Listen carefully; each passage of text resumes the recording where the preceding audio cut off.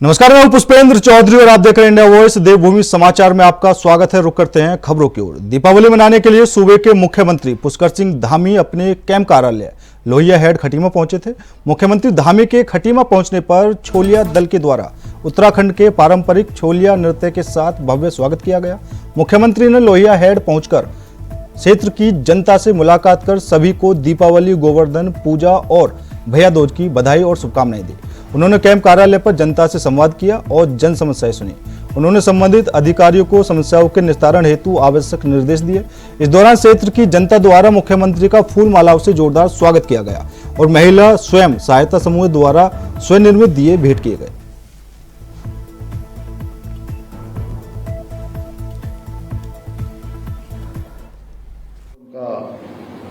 भव्य महल बनना चाहिए, मंदिर बनना चाहिए। वो मंदिर बनकर तैयार हो गया और 500 सालों के बाद ये पहली दिवाली है कि प्रभु श्री राम अपने महल में इस बार दीपावली मना रहे हैं। इसलिए हमारे लिए विशेष दीपावली है। साथियों, एक ऐसा पर्व है जब हर व्यक्ति अपने परिवार के साथ दीपावली मनाना चाहता है, परंतु ऐसे दिन भी हमारे जो फोर्स के लोग हैं, सेना के लोग हैं, देश के जो सीमाओं पर देश की रक्षा के लिए काम करते हैं, समाज की रक्षा के लिए काम करते हैं, विभिन्न हमारे सशस्त्र बलों में काम करते हैं और पूरे जोश के साथ डटे रहते हैं।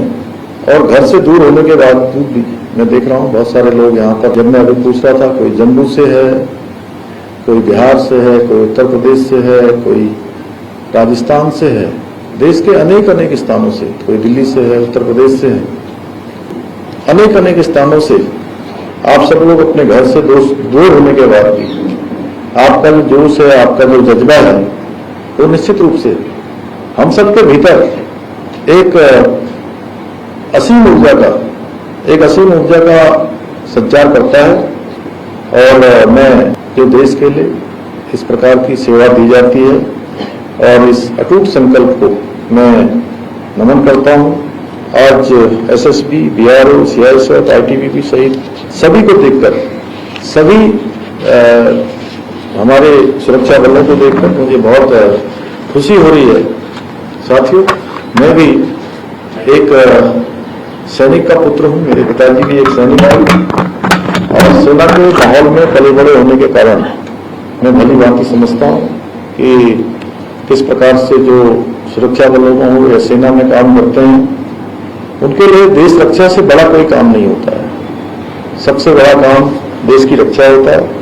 और एक सैनिक पुत्र होने के नाते मैंने ये अनुभव किया कि ये फोर्सों में आना, अपनी सेवाएं देना, ये केवल मात्र एक प्रदर्शन नहीं होता है।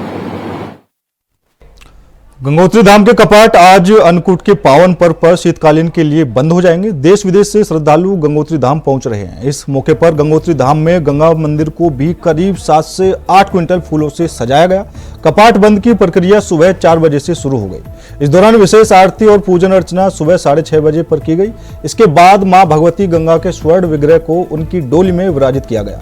साथ ही चांदी के अखंड दीपक में 6 माह के लिए घी, तेल आदि डाला जाएगा और ठीक 12:14 पर गंगोत्री धाम के कपाट देश विदेश के श्रद्धालुओं के लिए अगले 6 महीने के लिए बंद कर दिए जाएंगे। इस साल गंगोत्री धाम में 8,12,000 से ज्यादा रिकॉर्ड यात्री दर्शन करने को पहुंचे थे।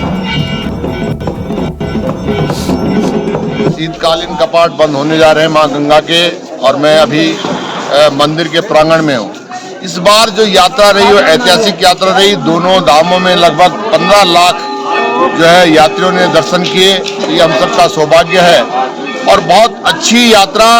और जो तैयारियां जो इस समय कमियां रह गई है, हमारे प्रदेश के यशस्वी मुख्यमंत्री लगातार इस पे मॉनिटरिंग करते रहे और शीतकालीन का जब पर्व है उसी समय जो नई यात्रा चलेगी और ज्यादा बढ़ेगी, उसको और सुचारू करने के लिए हमारी सरकार, हमारे माननीय मुख्यमंत्री जी और हम सब उसके लिए जो दिक्कतें आई थी उसको दूर करने के लिए प्रयास करेंगे।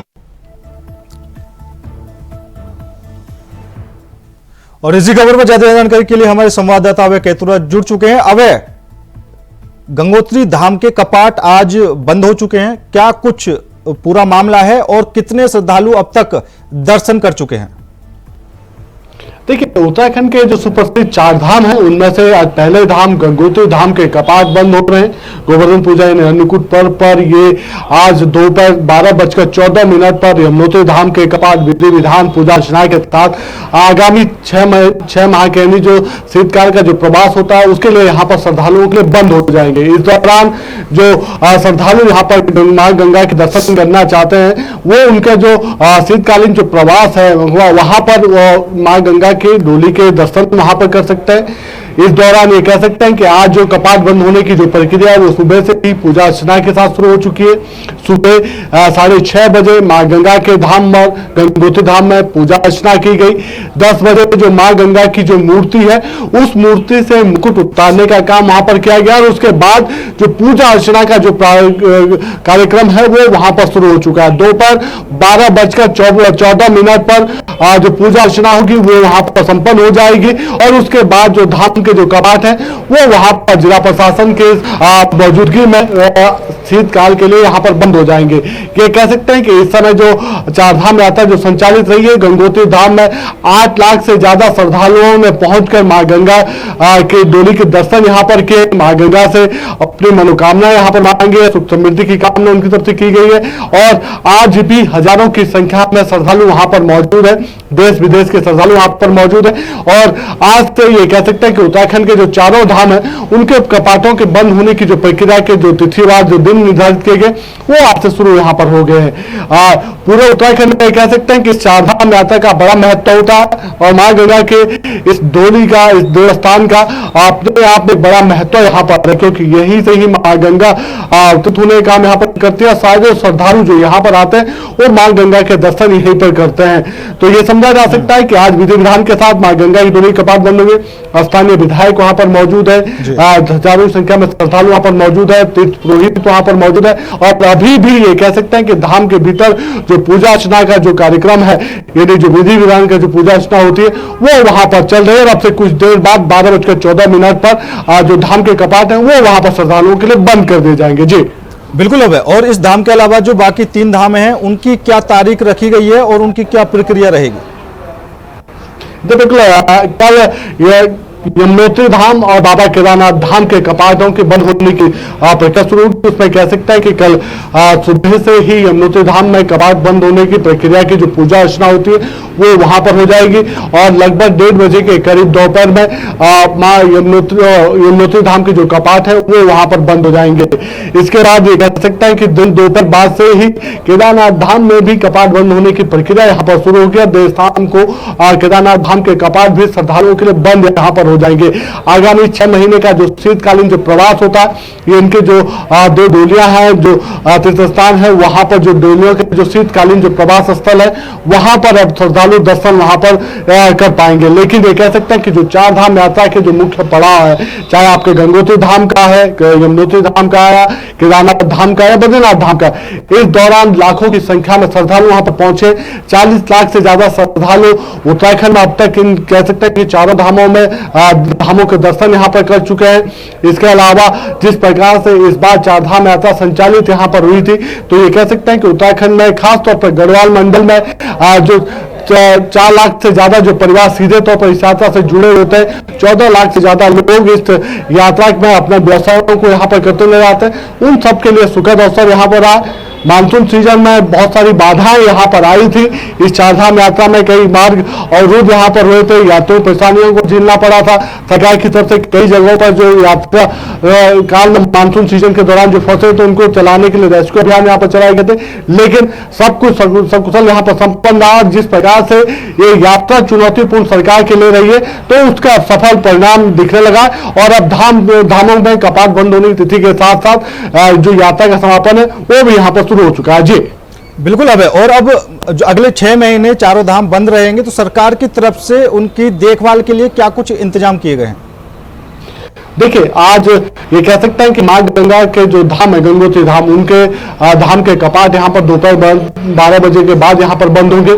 उसके बाद जो मां गंगा की जो चल जो डोली है वो सैन्य सम्मान कह सकते हैं कि सेना की टुकड़ी के साथ, स्थानीय तीर्थ पुरोहितों के साथ, पंडित समाज के श्रद्धालुओं के साथ गंगोत्री धाम से निकलकर जो उनका शीतकालीन जो प्रवास है, मां गंगा के जो शीतकालीन प्रवास है वहां के लिए रवाना होगी। कल डोली वहां पर मां गंगा की वहां पर पहुंचेगी और अगले 6 महीने के लिए जो उनका शीतकालीन प्रारंभ हुआ वहां पर ये डोली वहां पर रहेगी। यानी आगामी दिनों से कल के बाद से जो श्रद्धालु मां गंगा के दर्शन करना चाहते हैं उनके शीतकालीन प्रवास स्थल जो मुखवा वहां पर कर सकते हैं। गंगा की मां यमुना की जो डोली है का जब कपाट बंद हो जाएंगे यमुनोत्री धाम के, तो वहां से शीतकालीन प्रवास स्थल जो खरसाली है वहां के लिए रवाना होगी और अगले 6 महीने मां यमुना के जो दर्शन होंगे वो खरसाली में किया जा सकता है। बाबा केदार की जो डोली है वो जब कपाट बंद हो जाएंगे तो वहां से उनकी जो चल विग्रह जो पंचमुखी जो डोली है वो भी अपने शीतकालीन प्रवास स्थल पर पहुंचेगी।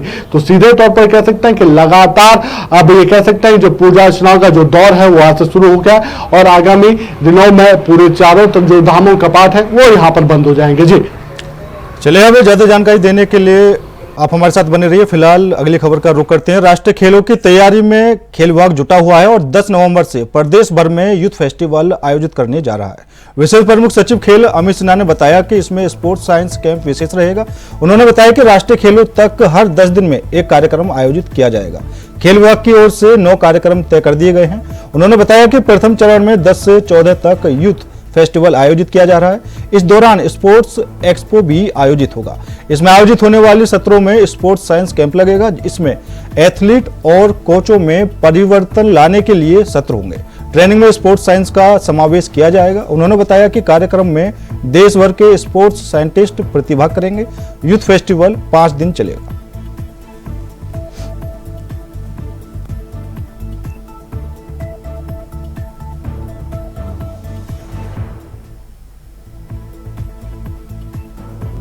तो 10 तारीख को हमारा स्पोर्ट्स एक्सपो शुरू हो रहा है। 10 से 14 तक हम लोग पूरे उत्तराखंड में जो यूथ फेस्टिवल अपना मना रहे हैं उसका थीम इस बार स्पोर्ट्स है और स्पोर्ट्स में भी स्पोर्ट्स साइंस है। हम लोग मुख्य उद्देश्य हमारा ये कि एथलीट्स और कोच इनमें जो एक पैराडाइम शिफ्ट कराना चाहे सिस्टम में, उनमें डेल्टा चेंज कैसे ला सकते हैं तो वो साइंस के माध्यम से ही ला सकते हैं। तो उस साइंस का हमें सारे उत्तराखंड के खिलाड़ियों में उस साइंस को में समावेश करवाने के लिए ये एक स्पोर्ट्स एक्सपो की तैयारी चल रही है, जिसमें कि हम कई भारत से तमाम लोग जगहों से स्पोर्ट्स के साइंटिस्ट आ रहे हैं जो कि उसमें अपना वक्तव्य देंगे। इसके साथ हमारे तमाम जो रूटीन की हमारे कॉम्पिटिशन्स हैं, कल्चरल एक्टिविटीज है, वो भी चलती रहेंगी। तो एक 5 दिन का हमारा एक यूथ फेस्टिवल का मेला हो रहा है जिसमें कि फोकस जो रहेगा वो स्पोर्ट्स साइंस रहेगा। रुक करते हैं अगली खबर का। उत्तराखंड राज्य वैसे तो पर्यावरण को संरक्षित करने की दिशा में बेहतर काम कर रहा है, लेकिन जिस प्रकार से पर्यावरण संतुलन बिगड़ रहा है उसका असर कृषि पर भी पड़ने लगा है। राज्य के कृषि मंत्री गणेश जोशी ने कहा कि विभाग के सभी आला अधिकारियों को निर्देशित किया जा चुका है कि सभी जगह पर, चाहे पर्वतीय क्षेत्र या मैदानी क्षेत्र, उन जगहों पर कृषि का अध्ययन किया जाए और अगर कहीं पर्यावरणीय असंतुलन के कारण कृषि का फसलों पर कोई प्रभाव पड़ रहा है तो उसकी रिपोर्ट बनाएं। कृषि मंत्री गणेश जोशी ने कहा कि अभी तक पर्यावरणीय असंतुलन के कारण फसलों पर कोई नकारात्मक प्रभाव नहीं पड़ा है, लेकिन फिर भी अधिकारियों को सचेत रहने के लिए कहा गया है।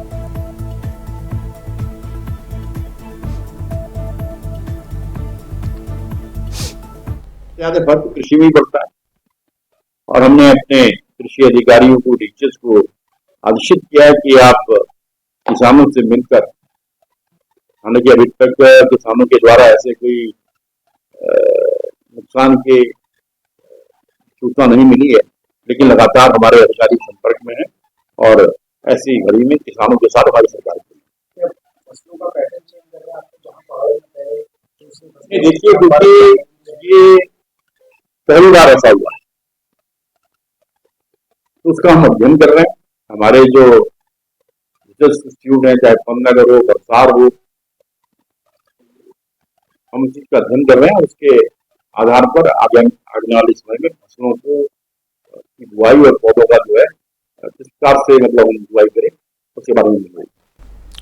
केदारनाथ उपचुनाव की उल्टी गिनती शुरू हो गई है। 20 नवंबर को यहां मतदान होना है और इस सूट पर बीजेपी कांग्रेस में सीधा मुकाबला है। कांग्रेस प्रत्याशी मनोज रावत ने केदारनाथ में दर्शन किए तो बीजेपी प्रत्याशी आशा नोटियाल ने प्रचार तेज कर दिया है।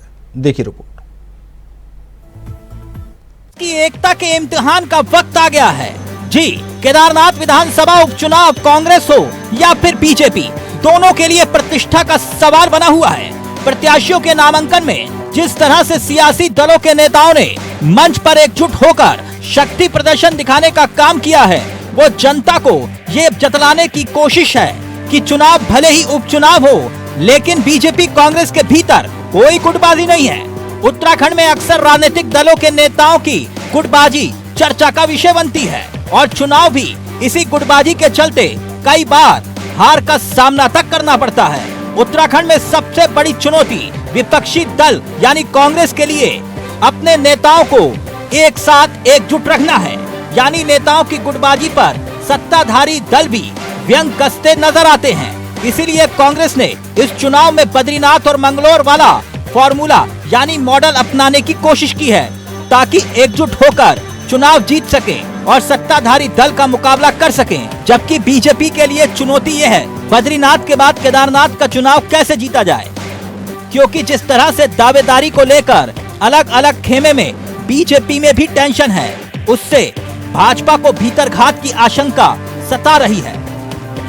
नामांकन के दिन बीजेपी नेताओं का एकजुट होकर और उनके साथ स्टार प्रचारकों की लिस्ट में प्रदेश के पार्टी नेताओं को जगह देना इस बात का नतीजा है कि बीजेपी चुनाव जीतने के लिए हर मुमकिन कोशिश में जुटी है।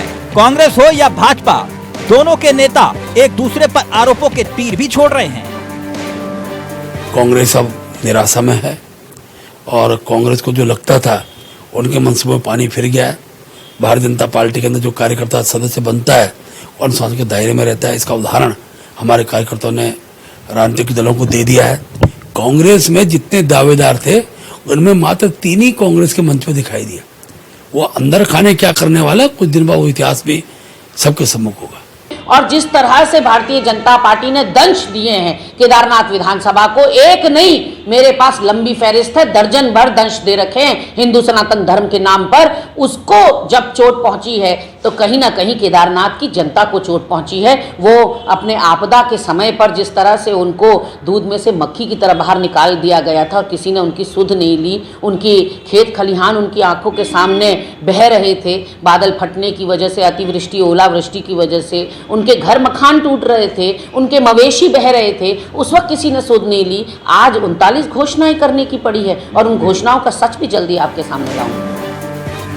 उत्तराखंड में भाजपा कांग्रेस के लिए केदारनाथ का चुनाव प्रतिष्ठा के साथ साथ साख का सवाल भी बना हुआ है। इसीलिए चुनाव में एकजुटता के साथ लड़ना जरूरी और मजबूरी दोनों हो गया है। लेकिन कांग्रेसी क्या ऐसा कर पाएंगे, ये एक बड़ा सवाल है। अभय कैंतुरा, इंडिया वॉइस, देहरादून।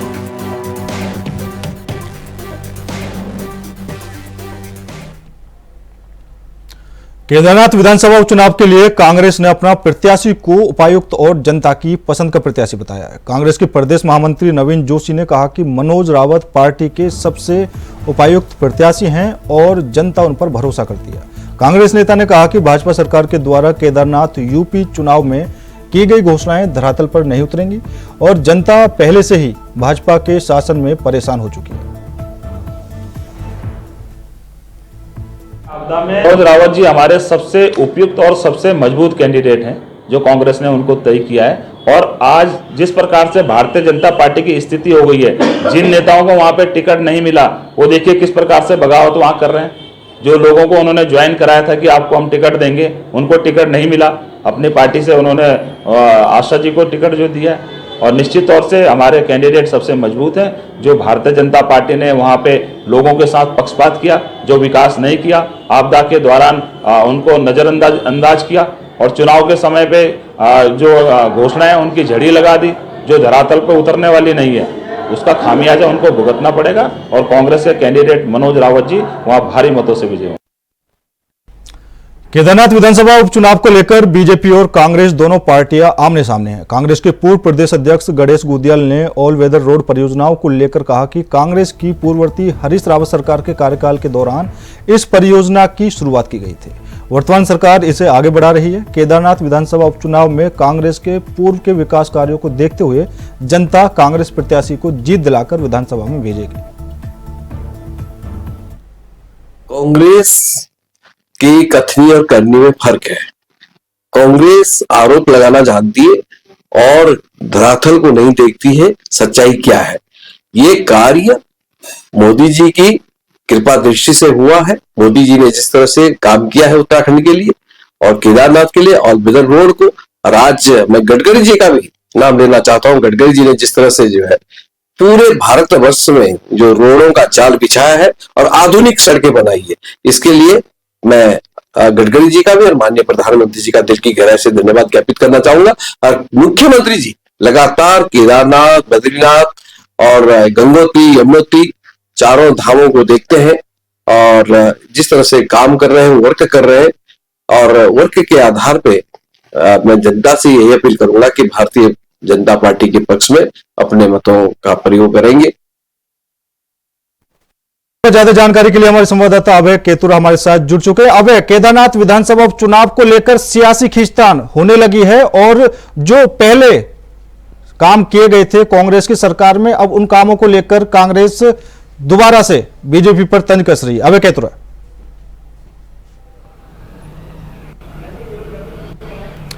अभय, केदारनाथ विधानसभा उपचुनाव को लेकर बीजेपी कांग्रेस आमने सामने है। अब कांग्रेस मुद्दा उठा रही है कि जो पहले काम किए गए थे कांग्रेस की सरकार में, उनको लेकर अपनी जीत का दावा ठोकती है।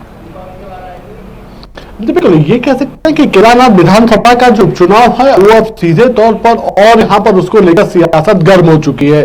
बीजेपी और कांग्रेस दोनों ही आमने सामने की लड़ाई इस उपचुनाव में लड़ते हुए नजर आ रहे हैं। एक दूसरे पर आरोप प्रत्यारोप का जो दौर है वो काफी तेज यहाँ पर हो चुका है और ये कह सकते हैं कि अपने अपने सरकार के अपने शासनकाल की जो उपलब्धियां उनको जनता के बीच रखने का काम दोनों ही सरकारें यहाँ पर कर रही है। कांग्रेस का दावा है कि केदारनाथ विधानसभा क्षेत्र में कांग्रेस के शासन के समय जो काम हुए थे उसके बाद अभी तक विकास के कामों से केदारनाथ की जो जनता वो अछूती नजर आ रही है, बल्कि जो कांग्रेस सरकार के समय के जो काम हुए थे उन कामों को परिवर्तित करने का काम भाजपा की सरकार की तरफ से किया जा रहा है। जबकि भाजपा डबल इंजन की सरकार के दावे यहाँ पर जो उपलब्धियां हैं उनको गिराने का काम यहाँ पर करेंगे। प्रधानमंत्री नरेंद्र मोदी और मुख्यमंत्री पुष्कर सिंह धामी के कार्यों की बात यहाँ पर जनता के बीच ले जाने का काम कर रही है कि प्रधानमंत्री का लगाव किस प्रकार से केदारनाथ के प्रति यहाँ पर रहा और आपदा के दौरान जिस प्रकार से मुख्यमंत्री पुष्कर सिंह धामी ने इस क्षेत्र की जनता की आर्थिक सहायता यहाँ पर करी है, जिस प्रकार से वहां पर विकास के कामों को लेकर बजट दिया है, उसको लेकर भाजपा जनता के बीच जाने का काम करेगी। लेकिन सबसे बड़ा सवाल ये कि जो जनता है वो इन दोनों ही सियासी दलों के वायदों को परखने का काम यहाँ पर कर रही है, उनको तोड़ने का काम यहाँ पर कर रही है और उसी के आधार पर अपना जनप्रतिनिधि चुनने का काम यहाँ पर कर रही है। लेकिन बीजेपी अपने आप को ये कह सकते हैं कि जीत के और अक्सर इसलिए बता रही है क्योंकि केदारनाथ की जो ये सीट है पारंपरिक रूप से बीजेपी के खाते में रही है। 2002 का चुनाव हो या 2007 का चुनाव हो, पार्टी की जो इस समय जो प्रत्याशी है आशा नौटियाल वो वहां से विधायक रह चुकी है।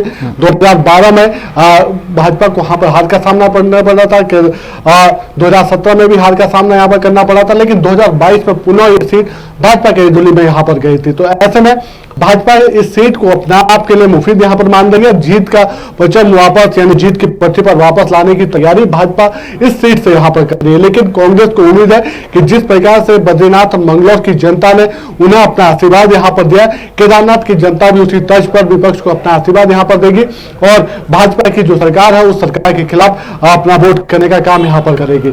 लेकिन अभी ये कह सकते हैं कि जनता फिलहाल अभी सियासी दलों के जो वायदों को परखने का काम कर रही है और उसी के आधार पर 20 नवंबर को अपने मतदान के रूप में अपना वोट कास्ट करने का काम यहाँ पर करेगी। जी चलिए, हमें ज्यादा जानकारी देने के लिए आपका बहुत बहुत धन्यवाद। तो फिलहाल मेरे साथ इस बुलेटिन में इतना ही। बाकी देश और दुनिया की तमाम खबरों के लिए देखते रहिए इंडिया वॉइस।